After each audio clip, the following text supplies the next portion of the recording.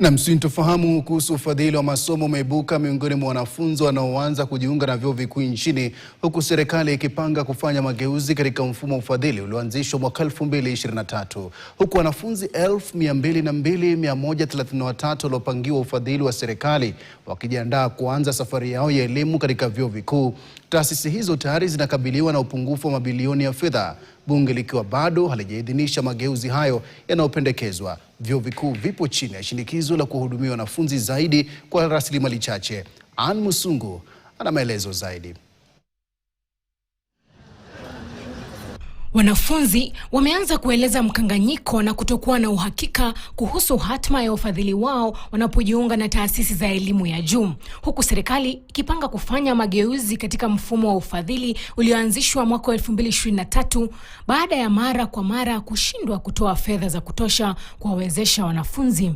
So that if it succeeds, if the bill passes in parliament, we'll transit to the new funding, but we don't yet know how it's supposed to work.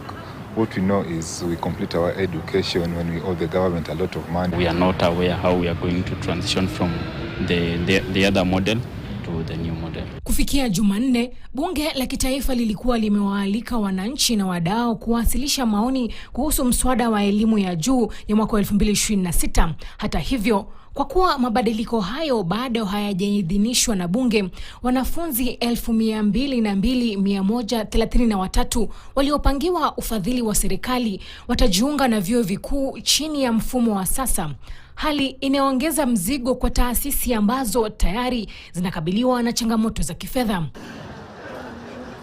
Sheria hiyo inayopendekezwa imejiri wakati muhimu kwa ufadhili wa vyuo vikuu, huku serikali ikikabiliwa na gharama za hivi sasa za kuwafadhili wanafunzi wapya pamoja na pengo kubwa la kifedha lililojitokeza chini ya mfumo wa sasa.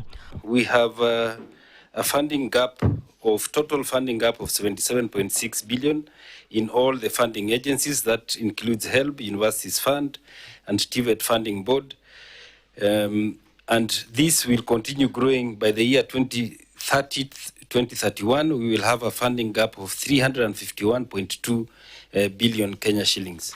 Kwa mujibu wa data ya serikali, changamoto ya ufadhili zinaendelea chini ya mfumo ulioanzishwa mwaka 2023. Wizara ya Elimu inakadiria kuwa inahitaji shilingi bilioni 47 kuwafadhili wanafunzi wote watakaojiunga na vyuo vikuu kuanzia Septemba, lakini bunge limeidhinisha shilingi bilioni 30 pekee katika bajeti ya mwaka wa kifedha 2026 na 2027.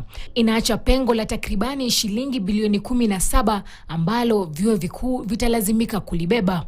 Takwimu hizi zinaonyesha wazi mzigo mkubwa wa kifedha unaozikabili vyuo vikuu na kuibua swali muhimu: je, vyuo vitawezaje kuendelea kubeba mapengo haya ya ufadhili huku vikihakikisha wanafunzi wanaendelea kupata elimu bora? Ann Musungu, KTN, Nairobi.